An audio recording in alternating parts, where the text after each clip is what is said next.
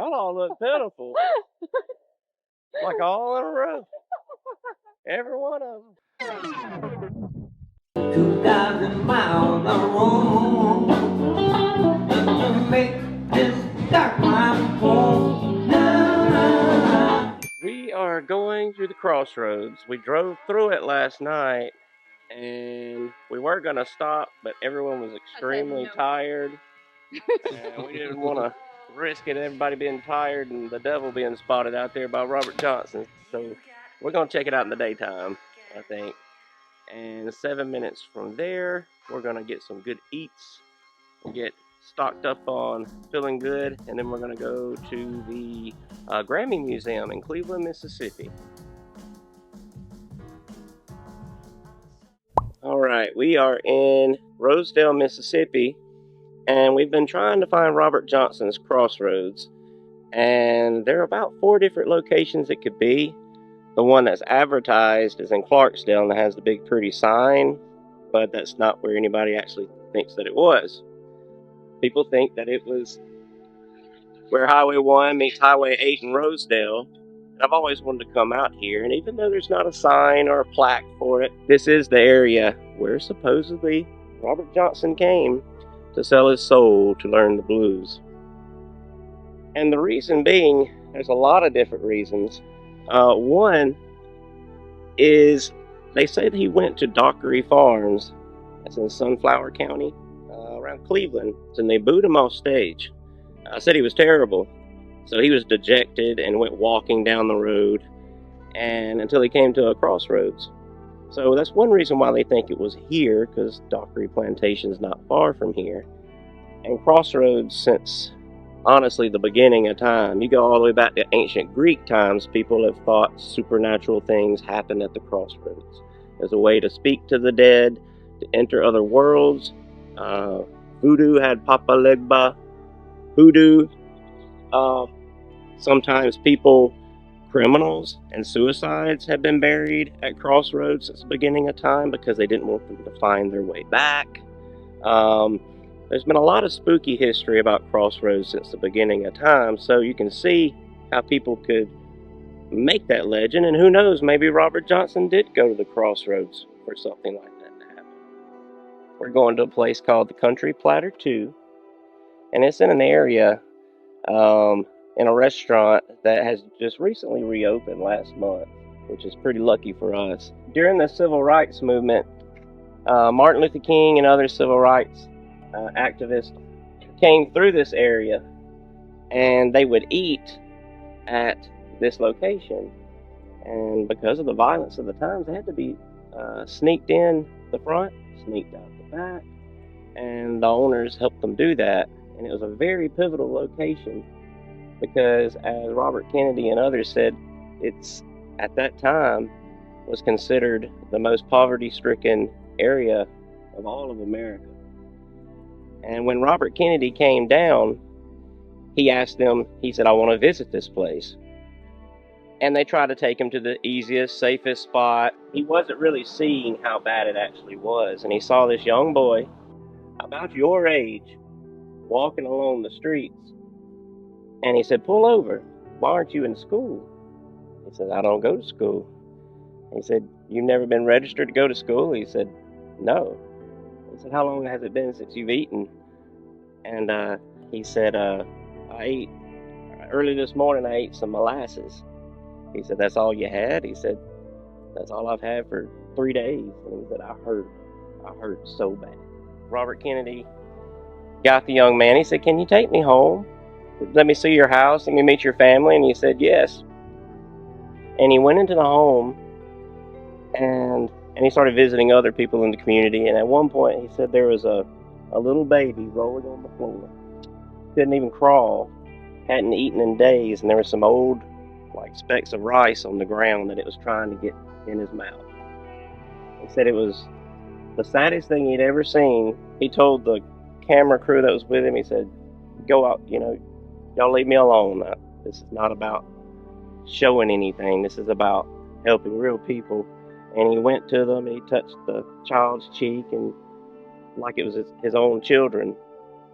And he got extremely, extremely angry.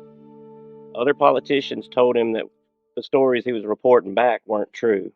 And he said, "We have the wealthiest nation in the world. There's no reason that anybody should ever go without food." All right, we just ate at the Country Platter 2, and we got in right before the bus got here. So obviously, this place is the place to be. Best country soul food that you can find in the Delta. And it's about 5 to 10 minutes from the Grammy Museum, so it's a perfect stop. And there's a lot of history here. Martin Luther King ate there, Robert Kennedy, a lot of others. So it's historical and fantastic, and the people were very, very nice.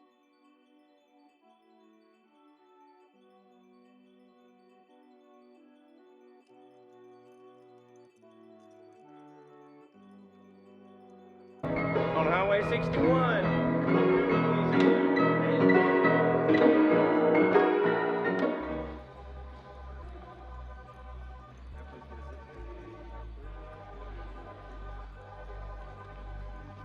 Me? You make cute poses though. Wait, what do you, I don't think you can reach it. I think, I don't know. what do you say into it? Okay. What's your name? That's Lizzo, that's Britney Spears. The first design of the award, 1960. And then it goes like.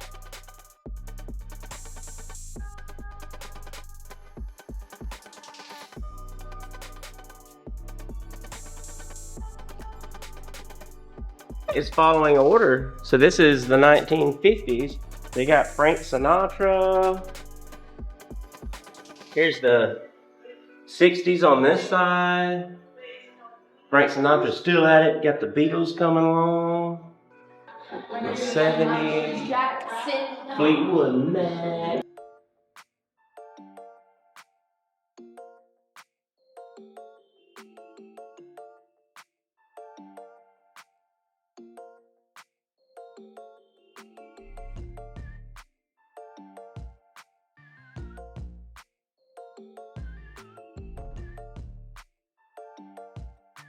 Now this is the move, you gotta swag it out a little bit. So you're ahead with it too. So it's here, 2, 3, 4. Hand comes around, 3, 4, then it's up, down, down. We'll do This is awesome. This place is awesome. We already worked up a sweat dancing. And now they've got a little of everything. Our Swiftie fans were very happy because 3 of the first few costumes we'd seen were Taylor Swift costumes. There's a recording studio in there, so there's a little of everything. Hey Mom, you know what B.B. King's first instrument was? He just had an old wire Oh yeah, you told me that. tied around a nail on his porch that he would just hold the wire and just play that one string. He made his own guitar out of his porch. Whoa! The guitarist in my band that I used to play in, this is his favorite artist in the whole wide world, is Noel Gallagher from the band Oasis. So he, as soon as I show him this, he'll come just to see that guitar and guitar case. He's gonna come see it. That's exciting. Oh wow, that's Bruno Mars drum kit. That is beautiful.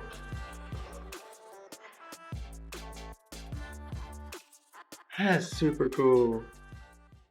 Alright, we're gonna practice and then we'll record. Oh, you got the mic. You gotta sing. Okay.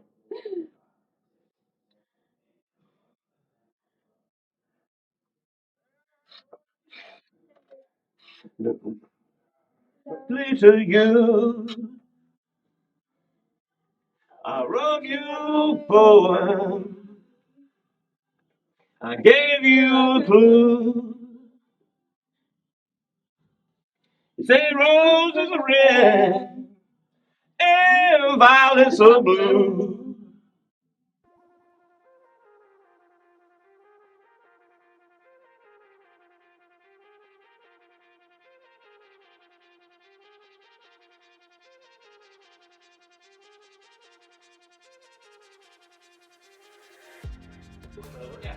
I don't want to be happy. You told me. Oh, man. But it looks like you can play this stuff. Can you? Let's see what it says. Make your own mix. Yeah, it's like you can record a song in here. That's really neat. Does it work? I'm sure it does. The only problem is how do you do it? Put on a pair of headphones, use the faders. Pair of headphones. They got that show. Oh, I hear it. You hear something?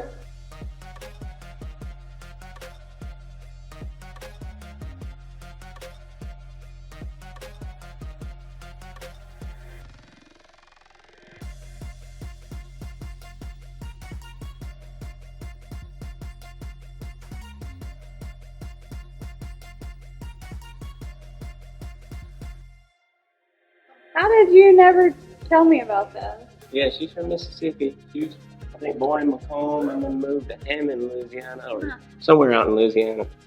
My cousin Teddy lied to me and said she was going to Jones County Junior College. She wasn't, but she was from Mississippi. She came and played in a mall in Mississippi as one of her first stars.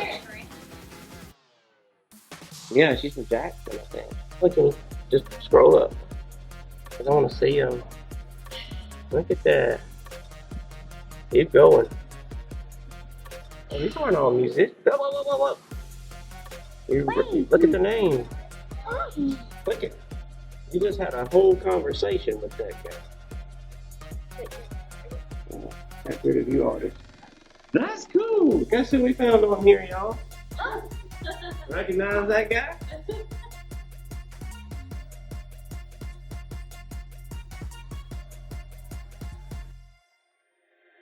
Handy's collection of the blues. Words and music complete. That is neat. Down in Mississippi, boys, is my native home. Way down in Mississippi is my native home. I'm here in Chicago, don't know what I'm waiting on. Pine Top Perkins, down in Mississippi.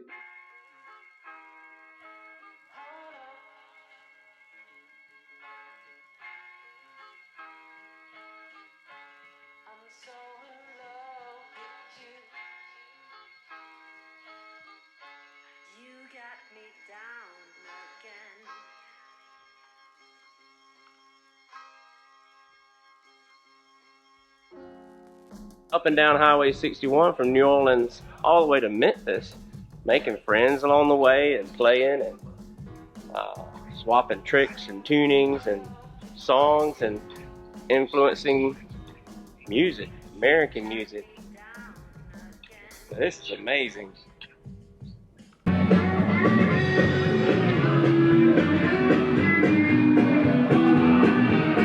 You go all around the world and stuff, and you find out you make money and stuff, but you don't have peace of mind. Here they got peace of mind. This is like Jimmy Buffett is to y'all listening to your dad. My dad. Wait, what? Wait, what? That's Harry Styles, y'all like him. Like, you know how dads always play Jimmy Buffett for y'all? This is like who my dad would play when I was y'all's age. Oh.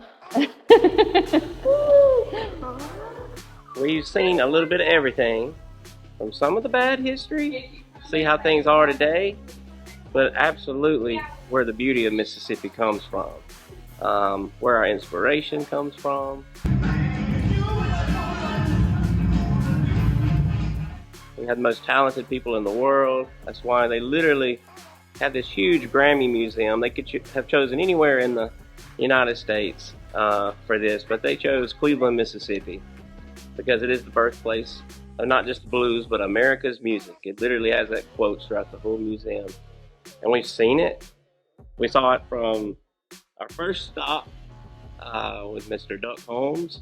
He's in there. He's on display, so to be able to show my kids, he's in the Grammy Museum. It made it real, but he was just so nice. He just sat down with us, you know, and had conversations. And they got to ask him about Robert Johnson. Did he really meet the devil at the crossroads? And he said, just because I wasn't there with him, I can't disprove it didn't happen. So he was really cool, really, really cool. And Got to see Ground Zero. We saw today's blues, yesterday's blues, tamales all along the way. Leftover tamales just as good. Made some new friends.